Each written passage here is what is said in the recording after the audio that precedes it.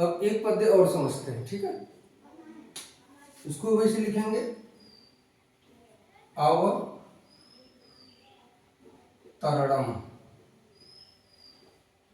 ये ठीक। अब इसको लिखते हैं पृथिव्याम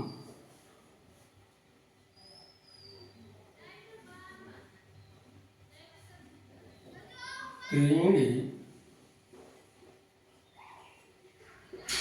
फिर इसको डॉट डॉट कर देंगे, विधीयते,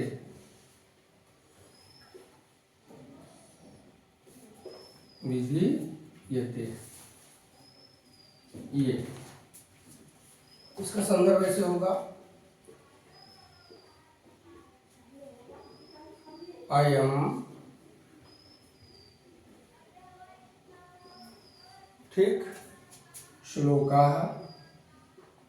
देखो हर एक संस्कृत के हर पद्य को श्लोक नहीं लिख सकते, ठीक है ना। आपके हाई स्कूल में ज्यादातर श्लोक ही है, ठीक है ना, लेकिन हर एक को नहीं लिख सकते। जो दो दो लाइन का है आपकी किताब में वो श्लोक है, अनुष्टुप छंद को श्लोक कहा जाता है, इसका ध्यान रखना। दो ही पाठ हैं जिसमें श्लोक नहीं आता है। तो चलो देखो, अयम श्लोकः अस्माकं, आप लिखते रहो ना,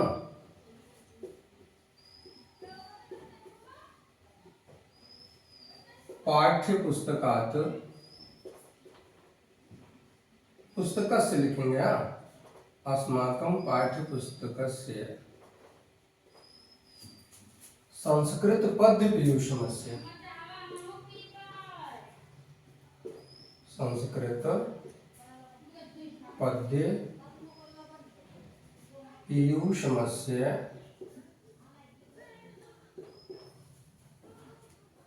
ठीक। ये खिड़की खोल दो, थोड़ा उजाला आ जाएगा, ठीक है। पीयूषमस्य मतलब ये भी वही अर्थ है। यह श्लोक हमारी पाठ्य पुस्तक संस्कृत पद्य पीयूषम के, उधर वाला भी खोल दें, ठीक। एक वाला और, हाँ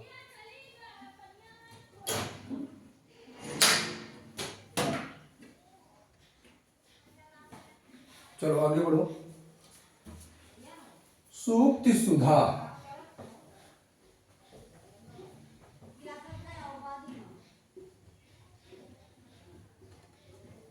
सूक्ति सुधा शीर्षक, शीर्षकात यहीं पर कर देते हैं, दा बनाएंगे इसको, शीर्षकाद अवतरितः अस्ति,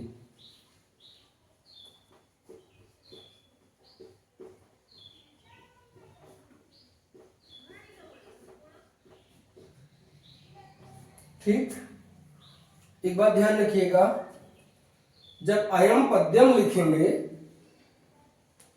ठीक है ना, एतत् पद्यम लिखेंगे, तो जब पद्यम करेंगे तो अवतरितम करेंगे, और श्लोक या श्लोक जब लिखेंगे या पद्यांशः लिखेंगे तब ये हम अवतरितः करेंगे, इसका ध्यान रखना है, पुल्लिंग बनाना, ठीक है। अवतरितः अस्ति। अब इसमें हम प्रसंग लिखते हैं, इसका प्रसंग, अस्मिन्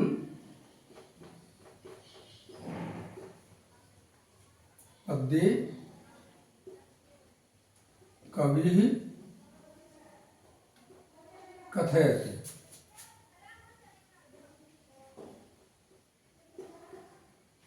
कथयति यत्, इस पद्य में कवि कह रहा है कि, ठीक, यत् माने कि। अब इसकी व्याख्या इसमें हम डाल देंगे, इसको लिखेंगे क्योंकि परीक्षा में संस्कृतार्थ कहता है, तो संस्कृतार्थ ये हेडिंग आ जाएगी, ठीक। तो पृथिव्याम मतलब पृथ्वी पर, ठीक, त्रीणि एव तीन ही। देखो बहुत ज्यादा बच्चे समझते हैं कि व्याख्या संस्कृति कैसे करेंगे। जो पद्य में बात कही गई है वही बात आपको बता देनी है, बहुत ज्यादा नहीं लिखना है। वही चीज मैं थोड़ा सा इसको गद्य के रूप में दे रहा हूं, ठीक है ना। त्रीणि एव रत्नानि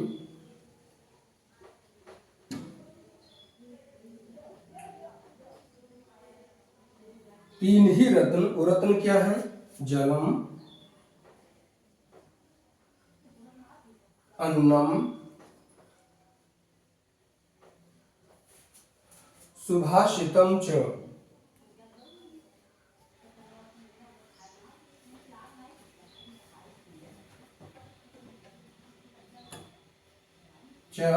संति।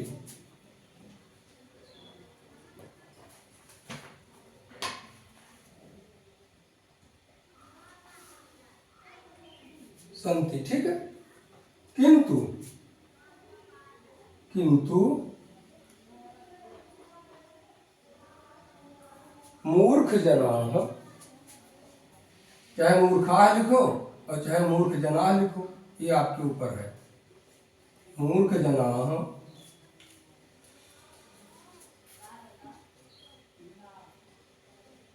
पाषाण खंडान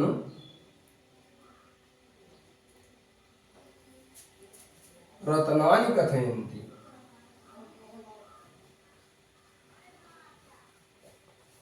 रत्नानि कथयन्ति। बस हो गया। इसने ये बताया कि पृथ्वी पर तीन ही रत्न हैं, जल, अन्न और सुभाषित। किंतु मूर्ख लोग पत्थर के टुकड़ों को रत्न कहते हैं। हो गई व्याख्या आपकी, बहुत ज्यादा बढ़ाना नहीं है। अगर आप इस स्टेप से चलते हैं, थोड़ा थोड़ा आपने संदर्भ दे दिया, प्रसंग दे दिया, इसके बाद आपने इसका संस्कृतार्थ दे दिया, तो पूरा नंबर मिलना है, कटने वाला नहीं। ये नहीं सोचे कि ये लाइन में क्या मिलने वाला है। हाँ, विद्या आदि से आप जो रट लेते हैं, लिख देते हैं, तो खाली संस्कृतार्थ लिख देंगे तो नंबर काटेगा। वो और चाहता है कि आप ये तो बताओ किस पाठ से है। फिलहाल अगर नहीं आता है तो जितना आपको आता है उतना लिखो। और जो भी बच्चे संस्कृत की परीक्षा देंगे वो चाहे लिख पाओ चाहे न लिख पाओ, उन्हें संस्कृत व्याख्या जरूर लिखना चाहिए। गलत ही लिखो, लिख के छोड़े रहोगे तो नंबर पाओगे। कुछ न कुछ अंक तो आपको जरूर मिल जाएगा। छोड़ दोगे डर के मारे या हिंदी में लिख दोगे तो नंबर नहीं देगा। प्राय निर्देश भी रहता है कि बच्चों ने कोशिश की है तो उन्हें नंबर दिया जाए। बात समझ रहे हैं ना? ठीक, आगे चलते हैं। चलने दो उसको, चलने दो। अगले पद्य में चलेंगे हम, और एक पद्य और लेते हैं, इसी पाठ का अति महत्वपूर्ण है। इधर देखिए, संस्कृत व्याख्या में यानी संस्कृतार्थ के लिए बहुत कठिन नहीं पूछा जाता है कभी भी। जब भी देगा वो संस्कृत अर्थ के लिए तो इतना प्रसिद्ध पद्य आपको देता है जो आप 6, 7, 8 में भी पढ़े होते हैं, है ना। जैसे अभिवादनशील से नित्यम वृद्धोप से बिना, आप इसको कक्षा 6, 7, 8 से पढ़ते आ रहे हैं, आपने कहीं ना कहीं जरूर पढ़ा होगा। वही आपसे पूछ लेता है ना। तो चलते हैं एक और पद्य के लिए जो आपकी ही किताब में इसी सूत्र सुधा का है, उसे देख लेते हैं। ठीक, इसको लिखेंगे पद्यावतरणम।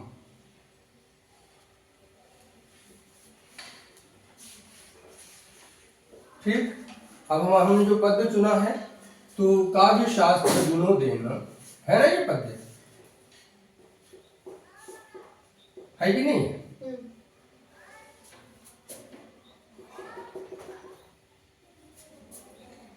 कलहीन वा,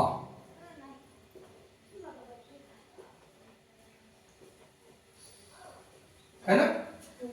अब ये भी संदर्भ तो आप एक बार पा चुके हो, आपको तरीका मालूम है। ऐसे कोई भी आएगा, आप पाठ का नाम जानते हैं, पाठ रख दीजिएगा, बाकी फॉर्मेट वही है ना। ठीक है, तो इसका भी संदर्भ हम निकाल लेते हैं। अयम श्लोकः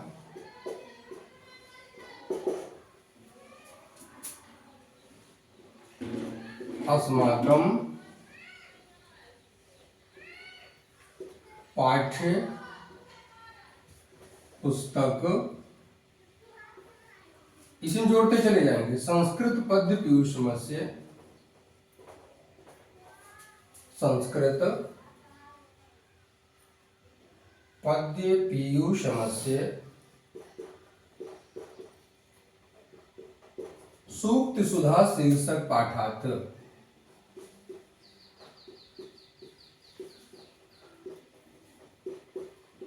सूक्ति सुधा शीर्षक पाठाद। दा इसलिए क्योंकि बाद में आ रहा है ना, अवतरितः अस्ति।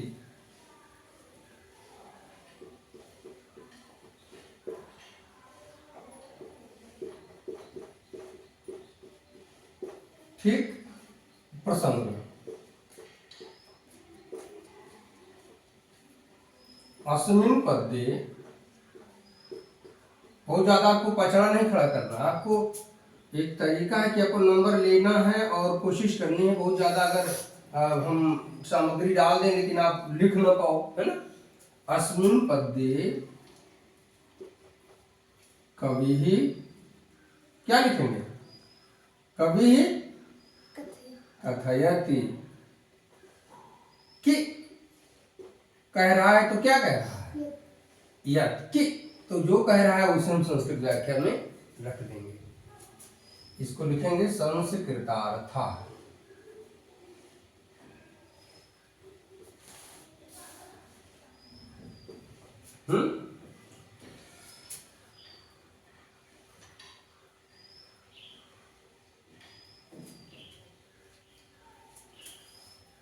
बुद्धिमताम, धीमताम का धी माने बुद्धि होता है। जनानाम कालः, आप इसको समया भी लिख सकते हो, ठीक है। काव्य शास्त्र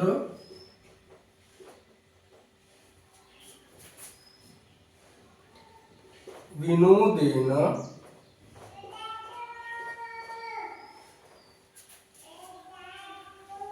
गच्छति। आओ दादू गच्छति, आओ दादू आओ, ठीक है ना। तो काव्य शास्त्र विनोदेन गच्छति, परंतु उसमें तू लिखा है ना, तो उसको लिखेंगे तू, मतलब परंतु मूर्ख जनानाम कालः,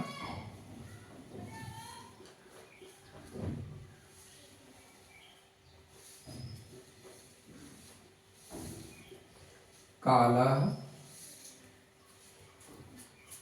निद्रया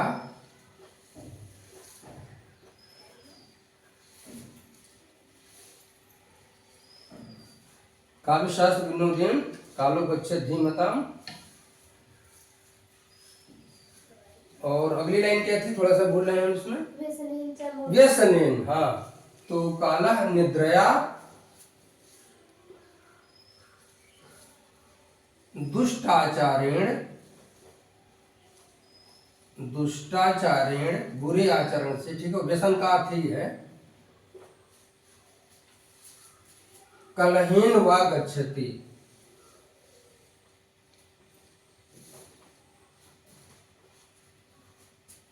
कलहेन वा गच्छति। आप अगर ये दुष्टाचारण भूल जाते हो तो व्यसनेन वो आपके पद्य में रहेगा, उठा के वही रख दीजिए, है ना। निद्रया व्यसनेन कलहेन वा गच्छति हो गया आपका, ठीक है ना। ये ऐसे चलेगा।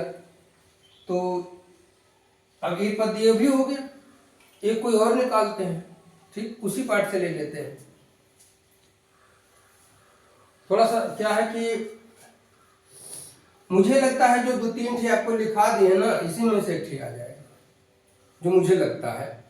लेकिन 2 ठी और आप जो और भी पढ़ते हो, आपको हिंदी पता है तो उसी को आप गद्य का रूप दे देना है पद्य को, और अपने सरल शब्दों में लिख देना है, आपका उत्तर सही रहेगा, ठीक है। टेक्निक तो सीख गए ना।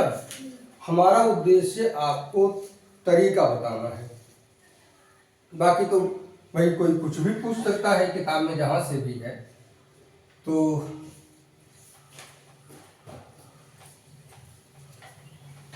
अगला पद्य क्या था उस किताब में?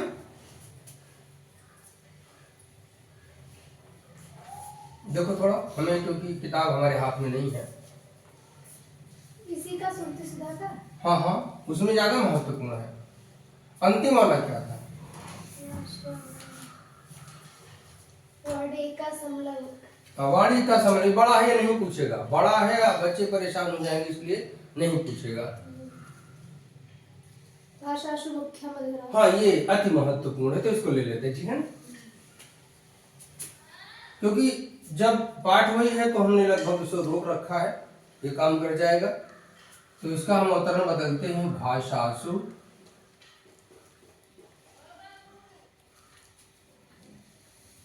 मुख्या।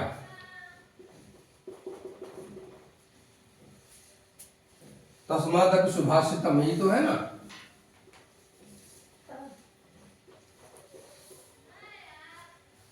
ये कहा भैया परेशान कर रहे हो,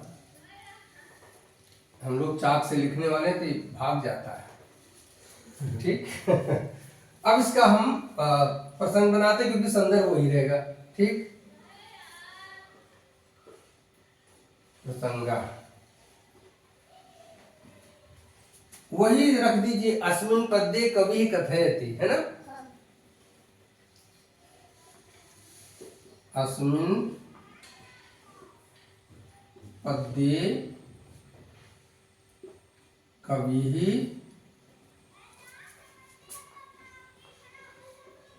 कथयति।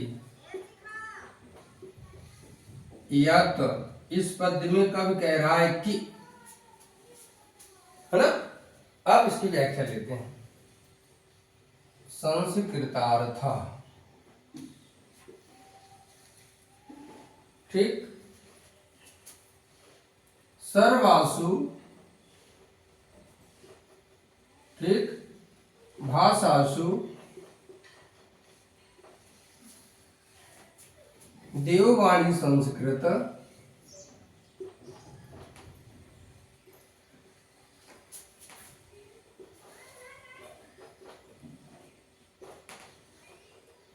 संस्कृतम, ठीक है ना? देववाणी संस्कृतम मुख्या मधुरा भाषा मुख्या मधुरा दिव्या गीर्वाण भारती, ऐसा है ना? संस्कृतम मुख्या कौमा मधुरा, ठीक, संस्कृत में कौमा का प्रावधान नहीं होता, ऐसे डैश देते, ठीक है ना? मुख्या मधुरा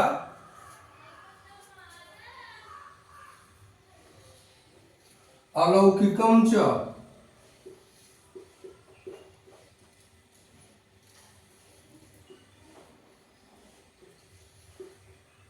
तो इसको क्योंकि ये संस्कृतम का है तो यहाँ पर ये कर देते हैं, क्योंकि ये स्त्रीलिंग का ही पद है इसलिए इसको हम देववाणी संस्कृतम, हाँ ठीक है।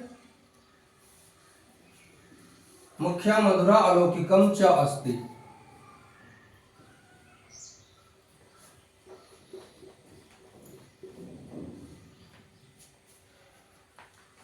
संस्कृतम को हम संस्कृत भाषा कर देते हैं, ये ज्यादा सटीक बैठेगा क्योंकि वहां पर लिंग दोष हो जाता है। सर्वासु भाषासु देववाणी संस्कृत भाषा मुख्या मधुरा, और अलौकिकम भी नपुंसक लिंग हो गया, इसको भी चेंज करना पड़ेगा। तो अलौकिकी च, अलौकिकी, अलौकिकी च अस्ति, अब ये एकदम सटीक हो गया है।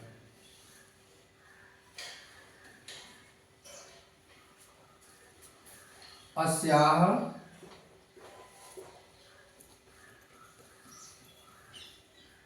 अपि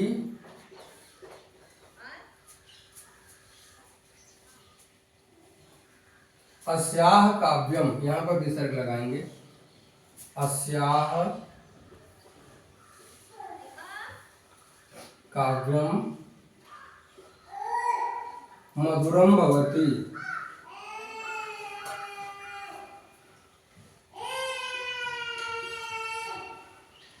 अस्याः काव्यात् अपि, अस्याः काव्याद् अपि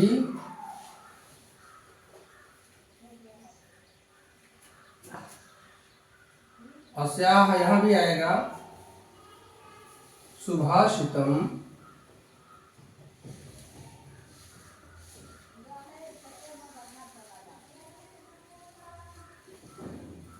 मधुरम भवति।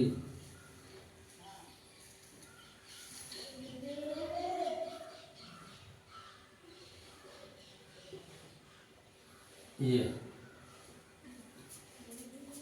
ठीक सभी भाषाओं में देववाणी संस्कृत भाषा मुख्य, मधुर और अलौकिक है। इससे भी इसका काव्य मधुर है, यानी होता है, और इससे मतलब इसके काव्य से भी इसके सुभाषित मधुर होते हैं। यही बात इसमें कही गई है। कोशिश करना है, लिखना है, छोड़ना नहीं है। तो इस पाठ से ये 3 हमें ज्यादा महत्वपूर्ण नजर आए, है ना। अगला पाठ क्या है?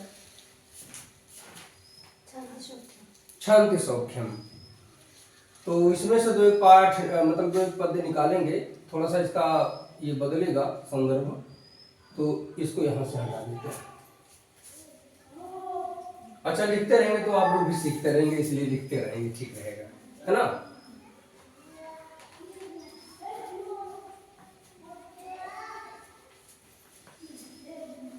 शांति सौख्यम, पहला पद्य जो है उसका, एक चीज उसमें 10वां पद्य बड़ा महत्वपूर्ण आया है। देखो क्या, अभयम से भूतेभ्यो भूतानाम अभयम्यता, ये ज्यादा महत्वपूर्ण है। हम इसको यही निकालते हैं। एक बार देखें तो अगला पद्य मतलब उसमें से और कौन सा महत्वपूर्ण है, पाठ देखना जरूरी है। जो दुर्लभ तरम प्राप्य, हाँ ये भी महत्वपूर्ण है। तो हम इसमें से पहला और 6वां 8वां 7वां ये लेते हैं। तो पहले निकालते हैं यो दुर्लभ तरम, है ना। ये रहने दीजिएगा हमको देखने के लिए।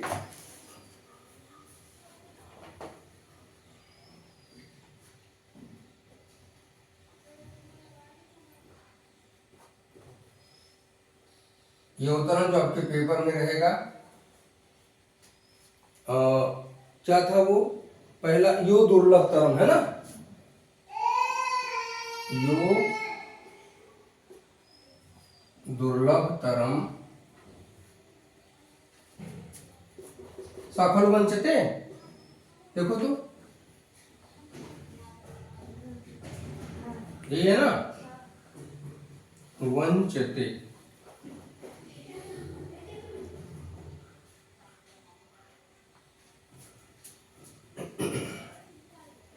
इसका संदर्भ, क्योंकि महाभारत से, इसलिए थोड़ा सा इसमें वो जो आप लक्ष्य भेद वाला निकाले थे एकदम उसी के आसपास संदर्भ बनेगा। तो अयम, क्योंकि ये भी अनुष्टुप छंद में है, इसलिए इसको हम श्लोक लिखेंगे, ठीक है ना। अयम श्लोकः अस्माकं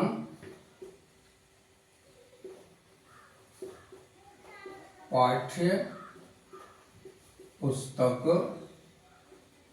संस्कृत पद्य पीयूषमस्य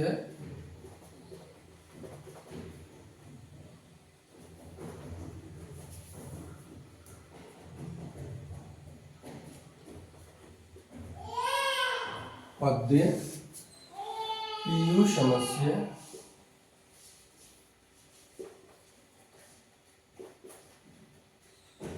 शांति सौख्यम, है ना।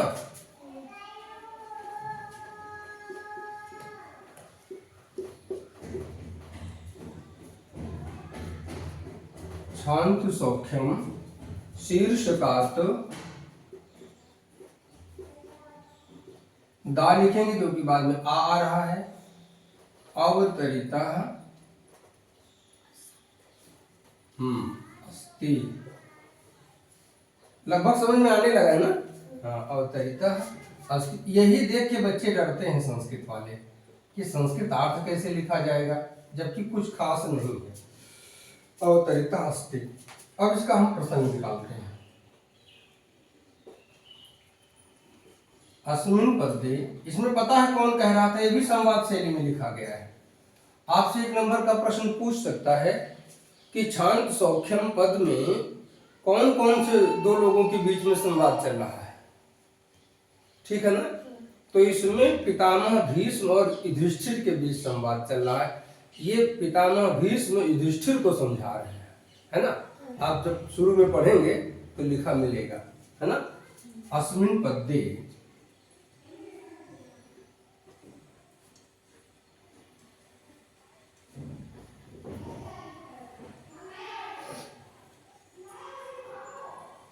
हम सीधे भीष्म जी को लिखते हैं।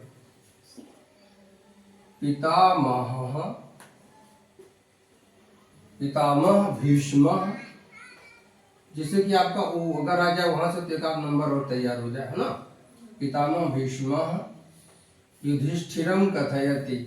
जो कहने वाला होता है ना वो प्रथमा विभक्ति में रहता है, और जिससे कहा जाता है वो द्वितीय में रहता है, क्योंकि उसी ही तो सुनाया जाता है, तो कर्म कारक हो जाता है।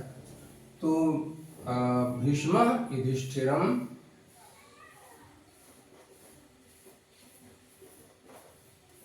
कथयति। क्या कह रहे हैं, यत्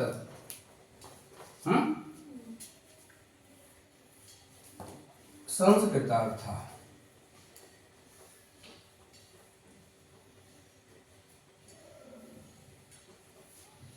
ठीक समझे, कहा क्या जा रहा है। यह मानवा, जो आदमी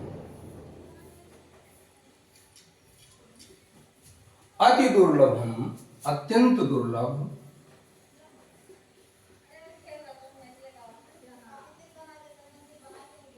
अति दुर्लभम मानव जीवनम प्राप्य, मानव जीवनम प्राप्य। प्राप्य में कौन सा प्रत्यय होगा, क्या बच रहा है लास्ट में, या लैप आ सकता है परीक्षा में। अति दुर्लभम मानव जीवनम प्राप्य अन्येभ्यः मानवेभ्यः, दूसरे मनुष्यों से, अन्येभ्यः मानवेभ्यः, दूसरे मनुष्यों से, द्वेषम, द्वेषः, द्वेष करोति। ठीक, दूसरे मनुष्यों से द्वेष करता है। एक और बात बताया है, धर्मावमंता, जो धर्म को नहीं मानता है, इसको यहां दिखाएंगे। धर्मस्य हानिम च, हानिम नहीं होगा, हानि होगा,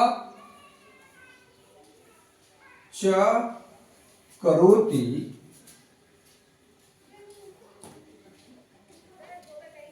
सह निश्चयेन।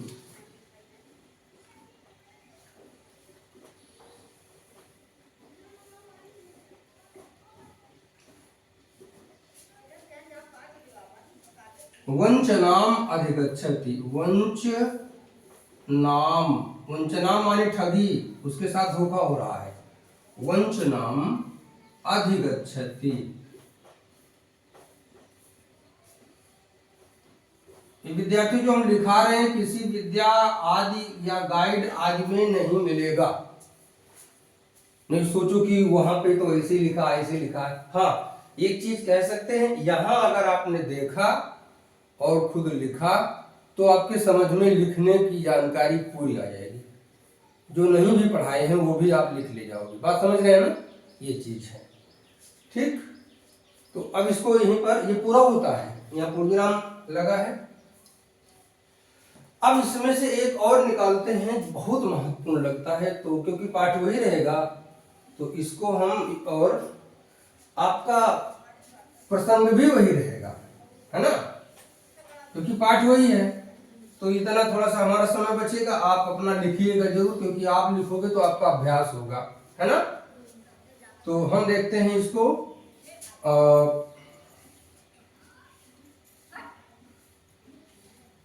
वो भैषजम एतद् दुःखस्य, है ना, यदेतं नानुचिन्तयेत चिन्त्यमानो हि न वेति भूयश्च अपि वर्धते या भूयश्च प्रवर्धते। ठीक है ना, इसको समझते हैं।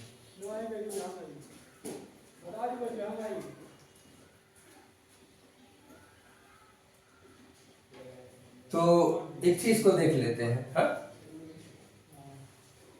क्या है उसका शुरू शुरू में, भैषज्यम,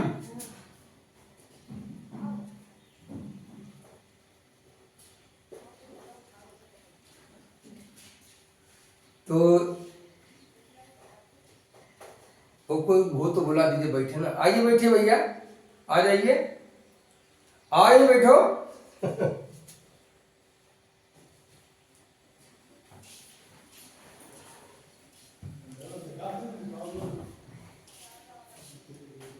क्या था वो, भैषज्यम, आइए आइए बैठिए। ये सब चलता रहता है, भैषज्यम, बाकी ठीक है। भैषज्यम में तत्व दुख से ऐसा था ना, तो अंत में है भूयश्चापि प्रवर्धते, प्रवर्धते, यहाँ पे दा रहेगा अगर सही हो तो, क्योंकि ये टाइपिंग में हो सकता है वो लोग गलत किए हो, मेरी दृष्टि में ऐसे लिखा होना चाहिए, प्रवर्धते। ठीक है ना, संदर्भ वही है, प्रसंग वही है, हम सीधे इसकी व्याख्या में आते हैं, है ना। संस्कृतार्थ,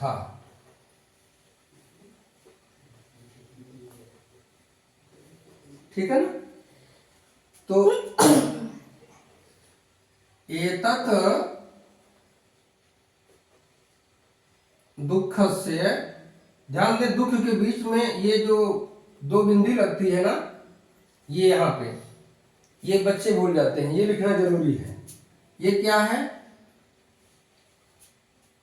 ये है जिह्वा मूली, यही चिन्ह है, ठीक है ना। दुख से, एतद् दुख से औषधम अस्ति, औषध माने दवाई, यह दुख की दवाई है। क्या, यत, दवाई क्या है, यत की एनम दुखम, इस दुख को, क्या, एनम दुखम न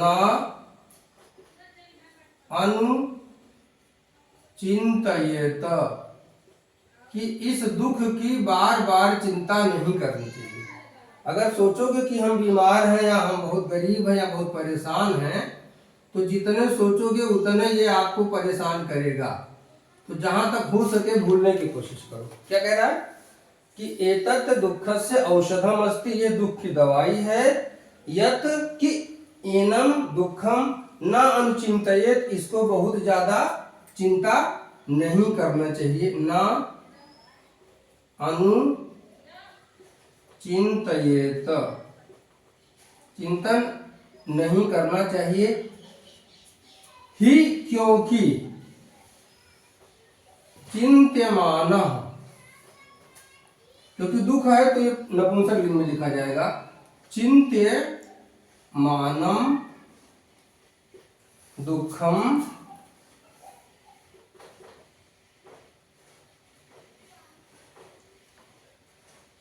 अल्पम न भवति, कम नहीं होता, है ना, अल्पम न भवति, कम नहीं होता, अपिचा, अपिचा, जबकि,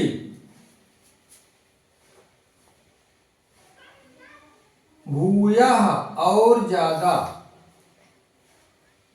वर्धते बढ़ जाता है, भूयः, चा यहाँ छूट गया है, इसको दोबारा लिख देते हैं, भूयः च वर्धते। अब याद करो, बताए थे कि आत्मनेपद की क्रिया कैसे चलती है, वर्धते, वर्धेते, वर्धन्ते, है ना, वर्ध से वर्धेते, वर्धत हुए, वर्धे से वर्धत हुए। तो ये थोड़ा सा ये वर्धते वाला याद करना, जिससे कि कर्मवाच्य बना सको। आज यहीं पर इसको रोक देते हैं, ठीक। कितना पद हुआ होगा टोटल? चार तो हो गया शायद, 5 हो गया ना, 6 हुआ। इस 6 में एक पहले हुआ है, तो उसका वीडियो शायद ना मिले। इस 6 में से एक परीक्षा में आया हुआ समझो। आज इसको बंद कर देते हैं।